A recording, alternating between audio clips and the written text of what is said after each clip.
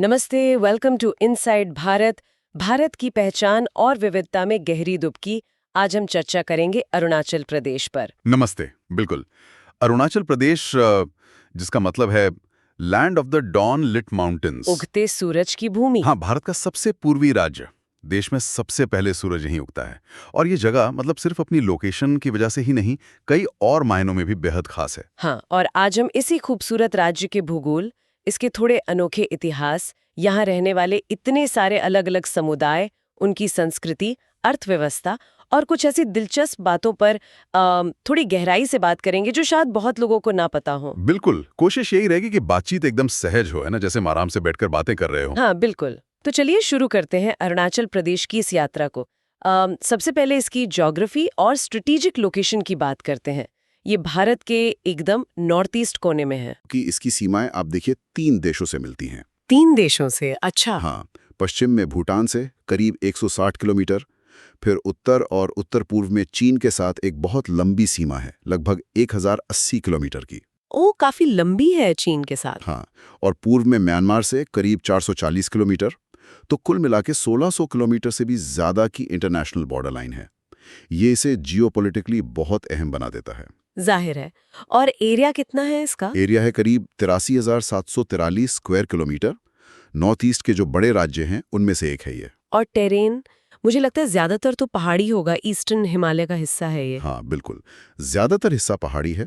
ऊंचाई में बहुत फर्क है, मतलब कहीं मैदानी इलाके हैं तो कहीं 5,500 मीटर यानी करीब 18,000 फीट तक ऊंची बर्फीली चोटियां भी हैं। बाप रे। हाँ, गहरी घाटियां हैं, तेज बहती नदियां हैं, ये सब इसकी पहचान है। ब्रह्मपुत्र नदी, जिसको वहां सियांग कहते हैं। सियांग? अच्छा। हाँ, वो तिब्बत से आकर इसी राज्य से होते हुए असम में जाती है। और भी कई खास नदियां हैं, जैसे कामेंग, सुबनसिरी, लोहित, दिबांग। ये सब नदियां बड़ी उपजाऊ घाटियां बनाती हैं। और क्लाइमेट, वो भी तो ऊंचाई के हिसाब से बदलता होगा। बिल्कुल, निचले इलाकों में आपको मिलेगा ह्यूमिड सब ट्रॉपिकल क्लाइमेट, मतलब गर्म और उमस भरा। फिर जैसे जैसे ऊपर जाएंगे, बीच के इलाकों में माइक्रोथर्मल क्लाइमेट होता है, मतलब मौसम ठंडा रहता है। ठंडा मतलब कैसा ठंडा? मतलब शायद जैसे दिल्ली की तेज सर्दियां होती हैं, पर पहाड़ों वाला ठंडा। और सबसे ऊपर जो बहुत ऊंचे इलाके हैं, वहां तो अल्पाइन क्लाइमेट होता है, कड़ाके की ठंड, बर्फबारी, वो सब। और बारिश, मैंने सुना है बारिश बहुत होती है यहाँ, मेघालय के बाद शायद सबसे ज्यादा। हाँ, आपने सही सुना है। ये इंडिया की वेटेस्ट जगहों में से एक है। सालाना एवरेज रेनफॉल 2000 से 5000 मिलीमीटर्स तक हो सकती है, मॉनसून में तो बहुत ही ज्यादा। बाप रे। और इसी भारी बारिश और अलग अलग ऊंचाई वाले टेरेन की वजह से यहाँ बायोडाइवर्सिटी का खजाना है। मतलब इसे हिमालयन बेल्ट का सबसे रिच बायोडाइवर्सिटी हॉटस्पॉट माना जाता है। हॉटस्पॉट मतलब जहाँ बहुत सारी स्पीशीज होती हैं। हाँ बिल्कुल, ऐसी जगह जहाँ बहुत ज्यादा प्रजातियां पाई जाती हैं, जिनमें से कई तो एंडेमिक होती है, मतलब दुनिया में और कहीं नहीं मिलती, और कई एंडेंजर्ड भी हैं, यानी लुप्त प्राय। आपको ट्रॉपिकल रेन फॉरेस्ट से लेकर अल्पाइन मेडोज तक सब तरह के जंगल यहाँ मिल जाएंगे। लेकिन इतनी बारिश का एक नेगेटिव साइड भी तो होगा, लैंडस्लाइड्स वगैरह। हाँ, वो तो है। भारी बारिश की वजह से यहाँ लैंडस्लाइड्स और बाढ़ का खतरा हमेशा बना रहता है। ये एक बड़ी चुनौती है। तो इस अनोखे भूगोल ने यहाँ के इतिहास को भी काफी शक्ल दी होगी। बिल्कुल दी है। पुराने तिब्बती ग्रंथों में इसके कुछ हिस्सों के जिक्र मिलते हैं, जैसे पूर्वी हिस्से को लोह्यू और पश्चिमी जिलों को मोन्यूल कहा गया है। अच्छा। हाँ, और अगर मॉडर्न हिस्ट्री की बात करें तो 1826 की यानदुबू संधि के बाद ब्रिटिश प्रभाव यहाँ बढ़ने लगा। धीरे धीरे ये इलाका नॉर्थ ईस्ट फ्रंटियर एजेंसी यानी नेफा के तौर पर ऑर्गेनाइज हुआ। 1912-13 में कई फ्रंटियर ट्रैक्स बनाए गए। और फिर वो मैकमोहन लाइन आई 1914 में। हाँ, 1914 की शिमला संधि से ये भारत और तिब्बत के बीच की सीमा रेखा मानी गई, लगभग 885 किलोमीटर लंबी। लेकिन यहाँ ये बात ध्यान में रखनी चाहिए, जैसा कि हमारे सोर्सेज में भी बताया गया है, कि चीन इस रेखा को मान्यता नहीं देता। हाँ, ये तो सुना है। वो इसे साउथ तिब्बत कहते हैं। हाँ, वो इस क्षेत्र को जांगनान या साउथ तिब्बत कहते हैं। और ये स्थिति यहाँ लगातार जियोपॉलिटिकल टेंशन का एक बड़ा कारण रही है। और भारत का राज्य बनने तक का सफर कैसा रहा इसका? देखिए, आज़ादी के बाद भी ये असम का ही हिस्सा था। काफ़ी बाद में 1972 में एनीफा को यूनियन टेरिटरी बनाया गया और तब इसे अरुणाचल प्रदेश नाम मिला। अच्छा, 1972 में नाम मिला। हाँ, फिर 1975 में यहाँ लेजिस्लेटिव असेंबली बनी और आखिरकार 20 फरवरी 1987 को 55वें संविधान संशोधन और state of Arunachal Pradesh act 1986 के तहत ये भारत का 24वां पूर्ण राज्य बन गया। 1987 में ही पहले विधानसभा चुनाव भी हुए। ओके, तो ये तो हुआ इतिहास। अब बात करते हैं यहाँ के लोगों की। डेमोग्राफिक्स क्या है? आबादी करीब 1.57 मिलियन बताई आपने 2024 के अनुमान के हिसाब से। हाँ, लगभग। और दिलचस्प बात यह है कि इतने बड़े एरिया के बावजूद यहाँ इंडिया की सबसे कम पॉपुलेशन डेंसिटी है, सिर्फ 17 लोग प्रति स्क्वायर किलोमीटर। सिर्फ 17? इतना कम? हाँ, इसका एक बड़ा कारण तो यहाँ का पहाड़ी इलाका है और दूसरा पर्यावरण संरक्षण पर काफी जोर दिया जाता है। और ज्यादातर आबादी तो शायद ट्राइबल कम्युनिटीज की ही है ना? हाँ, बिल्कुल। करीब 68-69% आबादी मूल जनजातीय समूह की है। बाकी जो 1/3 है वो मुख्यतः बंगाल और हिंदी बेल्ट से आए अप्रवासी हैं। और जनजातीय विविधता वो तो शायद बहुत ज्यादा होगी। अरे कमाल की है। अरुणाचल भारत के सबसे एथनिकली डाइवर्स राज्यों में से एक है। यहाँ 26 मेजर ट्राइब्स हैं और 100 से भी ज्यादा सब ट्राइब्स। बाप रे, 26 प्रमुख जनजातियां और 100 से ज्यादा उप जनजातियां। ये तो वाकई बहुत ज्यादा है। कुछ प्रमुख समूहों के नाम बताएंगे? जरूर। जैसे पश्चिम में आपको मोनपा समुदाय मिलेगा, जो ज्यादातर बौद्ध धर्म को मानते हैं और तवांग मठ से उनका गहरा जुड़ाव है। हाँ, तवांग। फिर मध्य अरुणाचल में तानी समूह की कई जनजातियां हैं। ये सबसे बड़े क्लस्टर्स में से एक है। इसमें निशी, आदि, गालो, अपातानी जैसी प्रमुख जनजातियां आती हैं। अपातानी, जीरो वैली वाले। हाँ, वही। पूर्व की तरफ मिशमी और ताई समुदाय के लोग हैं और दक्षिण पूर्व में नागा जनजातियों का प्रभाव दिखता है। हर समूह की अपनी बिल्कुल अलग भाषा, रीति रिवाज, पहनावा, अपनी पहचान है। तो जाहिर है भाषाएं भी बहुत सारी होंगी। भाषाएं तो अनगिनत हैं। अरुणाचल दुनिया के सबसे लिंग्विस्टिकली वेरिएट क्षेत्रों में गिना जाता है। ज्यादातर भाषाएं तिब्बतो-बर्मन भाषा परिवार की हैं। अच्छा। हाँ, सिर्फ एक खामती भाषा है जो अपवाद है, वो ताई समूह की है। और मजे की बात यह है कि कई भाषाएं आपस में बिल्कुल समझ नहीं आती।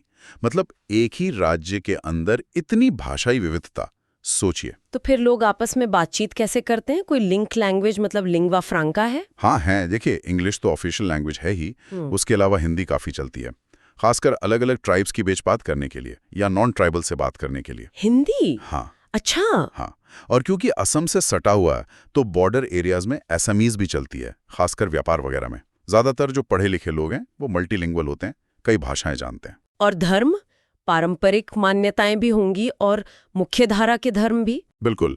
पारंपरिक प्रकृति पूजा, जिसे खास तौर पर डोनी पोलो कहते हैं, मतलब सूर्य और चंद्रमा की पूजा, वो कई समुदायों में आज भी बहुत अहम है। डोनी पोलो? हाँ। पश्चिम में तिब्बती बौद्ध धर्म का बहुत गहरा प्रभाव है। तवांग मठ उसका एक बड़ा केंद्र है। हिंदू धर्म और ईसाई धर्म के अनुयायी भी अच्छी खासी संख्या में हैं और अक्सर आपको सिंक्रेटिज्म देखने को मिलेगा। सिंक्रेटिज्म मतलब मिला जुला रूप? हाँ, अलग अलग धार्मिक परंपराओं का मिश्रण। और अगर सामाजिक संरचना की बात करें तो ज्यादातर जनजातियां एंडोगेमस होती हैं। एंडोगेमस मतलब अपनी ही ट्राइब में शादी? हाँ, बिल्कुल। अपनी ही जनजाति के अंदर शादी करने की प्रथा। और जो पारंपरिक गांव पंचायतें होती हैं या विलेज काउंसिल्स, वो आज भी समुदाय के फैसलों में बहुत महत्वपूर्ण भूमिका निभाती हैं। चलिए, ये तो हुई लोगों की बात। अब जरा यहाँ की संस्कृति और परंपराओं की तरफ चलते हैं।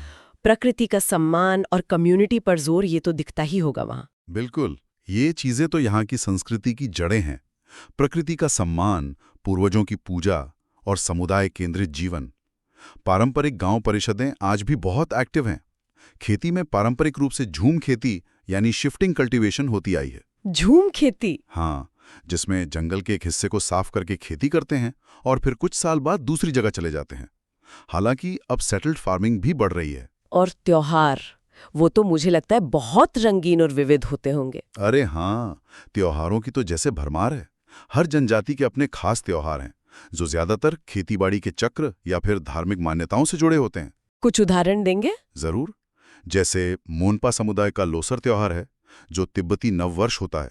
इसमें बौद्ध रस्में होती हैं, नाच गाना, दावतें। फिर आदि जनजाति का सोलुंग है, जो सितंबर में होता है, फसल कटाई से जुड़ा है। इसमें महिलाएं पोनुंग नृत्य करती हैं, जो बहुत फेमस है। पोनुंग नृत्य? हाँ। गालो समुदाय का मोपिन है, अप्रैल में निशी जनजाति का न्योकुम है। अपातानी लोगों का कृषि त्योहार ड्री है जुलाई में। और भी बहुत सारे हैं, जैसे सीदौनी, बुरी बूट।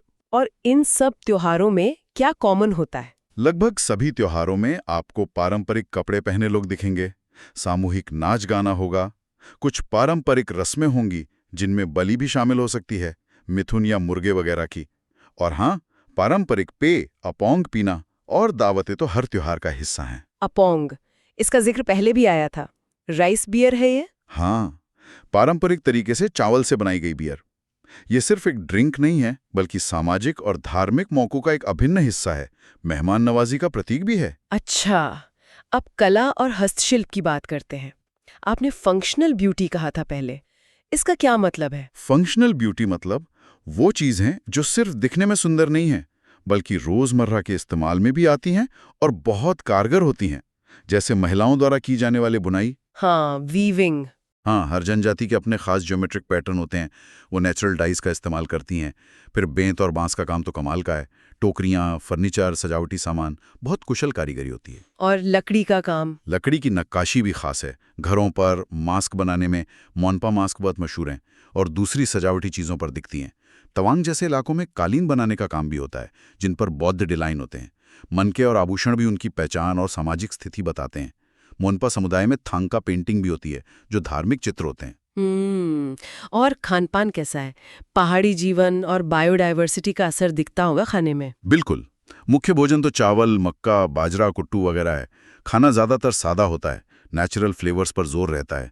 खाने को लंबे समय तक बचाने के तरीके जैसे फर्मेंटेशन और स्मोकिंग काफ़ी इस्तेमाल होते हैं। ओह अच्छा, फर्मेंटेशन। हाँ, खाने में बांस के अंकुर मतलब बाम्बू शूट्स, ताज़े भी और फर्मेंटेड भी, जंगली साग सब्जियां, नदी की मछली, पोक, चिकन और बहुत सारी लोकल जड़ी बूटियों का खूब इस्तेमाल होता है। ऊंचाई वाले इलाकों में याक का मीट भी खाया जाता है। कुछ खास डिशेस? हाँ, जैसे थुक्पा, जो एक नूडल सूप है, वो काफ़ी पॉपुलर है। मोमोज भी मिलते हैं। फिर अपातानी समुदाय की एक डिश है पिका पिला।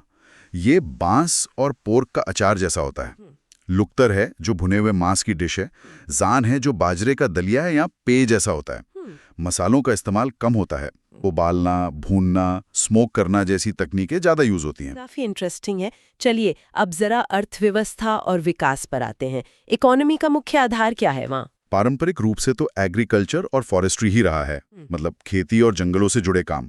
लेकिन अब टूरिज्म और खासकर हाइड्रो इलेक्ट्रिक पावर का महत्व तेजी से बढ़ रहा है। ज्यादातर आबादी अभी भी खेती पर ही निर्भर है, वो भी ज्यादातर सबसिस्टेंस फार्मिंग पर। सबसिस्टेंस फार्मिंग मतलब बस गुजारे लायक खेती? हाँ बिल्कुल। अपने परिवार के लिए अनाज उगाना। पहाड़ी इलाका होने की वजह से खेती करना अपने आप में एक चुनौती है।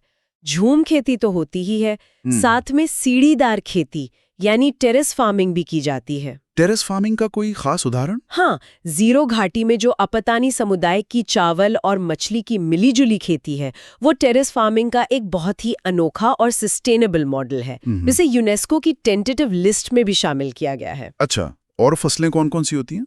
मुख्य फसलें तो चावल, मक्का, बाजरा, गन्ना है, लेकिन हॉर्टिकल्चर में बहुत पोटेंशियल है।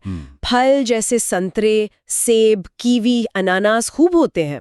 औषधीय पौधे, चाय, कॉफी, रबर, बांस, ये सब भी उगाए जाते हैं। बस मार्केट तक पहुंच और इंफ्रास्ट्रक्चर अभी भी एक बड़ी चुनौती है। और वो हाइड्रो इलेक्ट्रिक पावर वाली बात, उसे भारत का पावर हाउस भी कहते हैं शायद। हाँ, कहा जा सकता है। यहाँ हाइड्रो पावर का पोटेंशियल जबरदस्त है।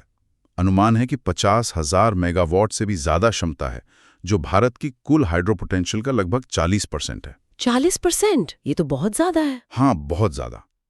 कई बड़े प्रोजेक्ट्स या तो चल रहे हैं या प्लान हो रहे हैं। इससे राज्य को रेवेन्यू और रोजगार की काफी उम्मीदें हैं। लेकिन इसके साथ कुछ चिंताएं भी जुड़ी हुई हैं। चिंताएं किस तरह की? देखिए, एक तो ये पूरा इलाका सिस्मिकली एक्टिव जोन में आता है, मतलब भूकंप का खतरा रहता है।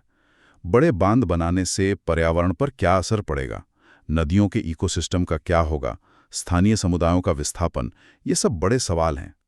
विकास और पर्यावरण संरक्षण के बीच संतुलन साधना यहाँ बहुत ही नाजुक और जरूरी काम है। ये तो है। उद्योग और पर्यटन का क्या हाल है?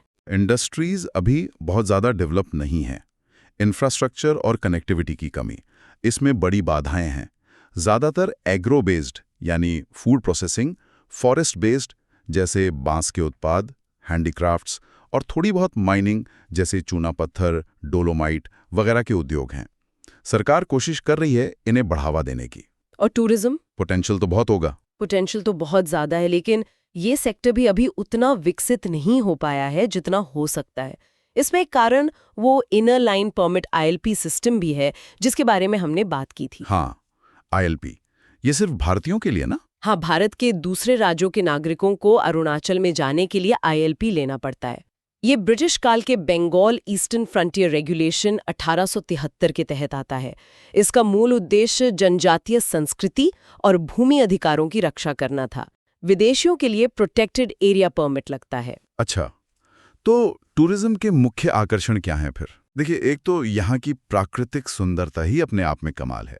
फिर अनोखी जनजातीय संस्कृति, बौद्ध मठ, खासकर तवांग मठ, रंग बिरंगे त्योहार और एडवेंचर टूरिज्म के मौके जैसे ट्रैकिंग, राफ्टिंग वगैरह। कुछ खास जगहों के नाम? हाँ, जैसे तवांग तो है ही, अपने मठ, सेला पास और माधुरी लेक के लिए फेमस है।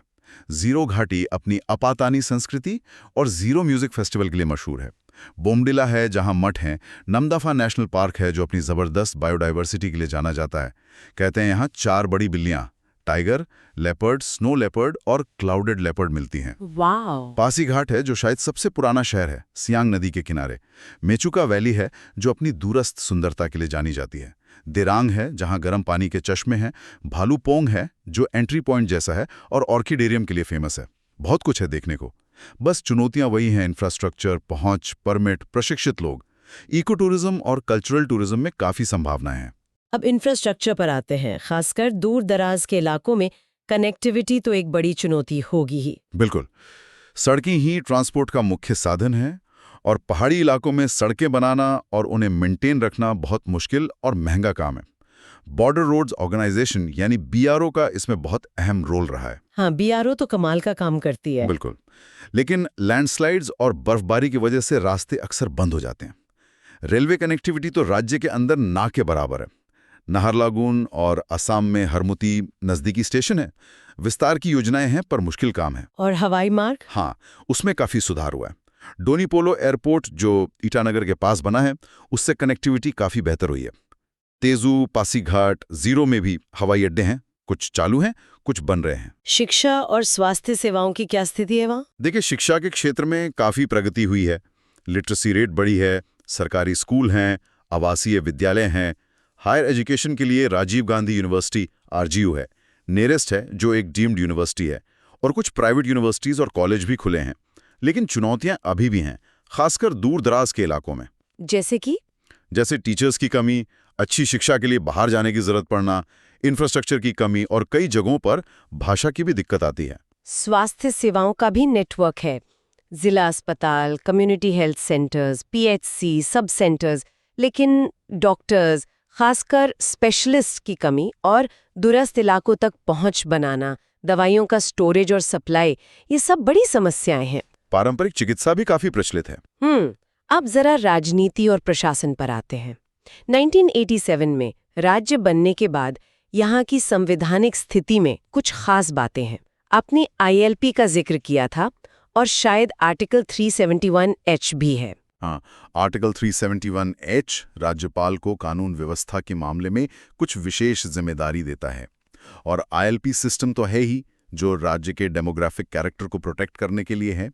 और प्रशासनिक ढांचा कैसा है? यहाँ एक सदनीय विधानसभा है, मतलब सिर्फ लेजिस्लेटिव असेंबली, जिसमें 60 सीटें हैं।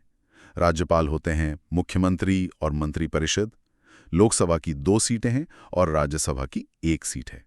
राज्य में अब 26 जिले हो गए हैं हाल के पुनर्गठन के बाद। हर जिले का प्रमुख डिप्टी कमिश्नर होता है और पारंपरिक परिषदों की भी अपनी भूमिका है प्रशासन में। और राजनीतिक पार्टियां? अभी तो BJP सत्ता में है। पहले कांग्रेस का काफी दबदबा रहा है। नेशनल पीपल्स पार्टी NPP जैसी क्षेत्रीय पार्टी भी महत्वपूर्ण है और निर्दलीय उम्मीदवारों की भी भूमिका रहती है। गठबंधन और दल बदल यहाँ की राजनीति का हिस्सा रहे हैं। वोटर टर्नआउट काफी अच्छा रहता है।